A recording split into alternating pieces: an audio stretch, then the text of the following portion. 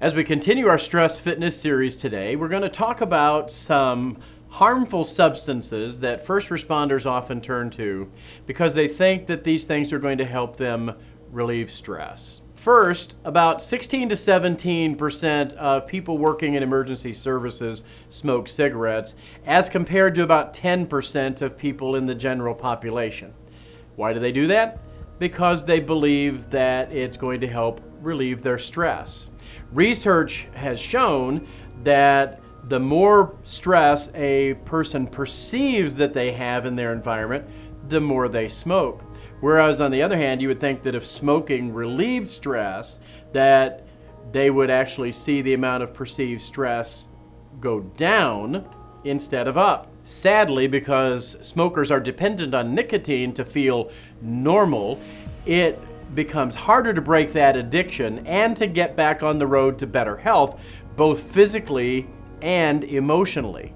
During times of stress, having a cigarette can almost feel like it's necessary, but that makes the addiction even harder to break. What research has shown is that stopping smoking can be about as difficult as quitting heroin. There are plenty of resources out there to help you break that habit, and I would encourage you to take advantage of those resources. Next, let's talk about caffeine.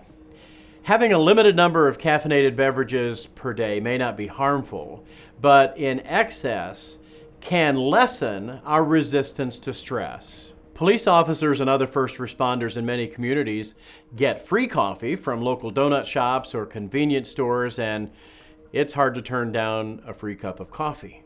But then they supplement that with energy drinks that contain high amounts of caffeine, high amounts of sugar to give that energy boost that they need. Now, why do you need that boost at all? Well, because you're addicted to caffeine. People addicted to caffeine use some form of it to start their day, and then they need more throughout the day, and then they end up with energy crashes, and so they need more, and then they find that their sleep is disturbed by having too much caffeine in their system, and so they are tired when they wake up in the morning, and they start the day with more caffeine, and you can see how that cycle just continues to perpetuate. In the long run, caffeine doesn't alleviate stress, but it simply contributes to the grip that it has on the life of those who consume it. Finally, and potentially the most harmful of these substances, is alcohol. Even a so-called teetotaler, someone who totally abstains from alcohol, is likely to believe that a drink or two every now and then is not going to harm the consumer. As a matter of fact,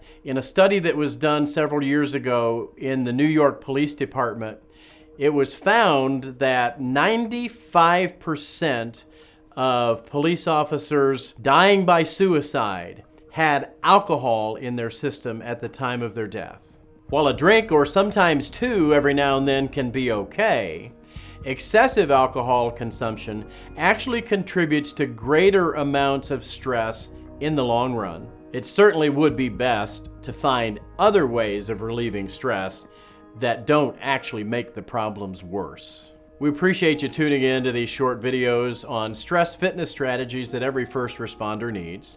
And we look forward to the next time we see you. Meanwhile, this is David from Call for Backup. Thanks for watching.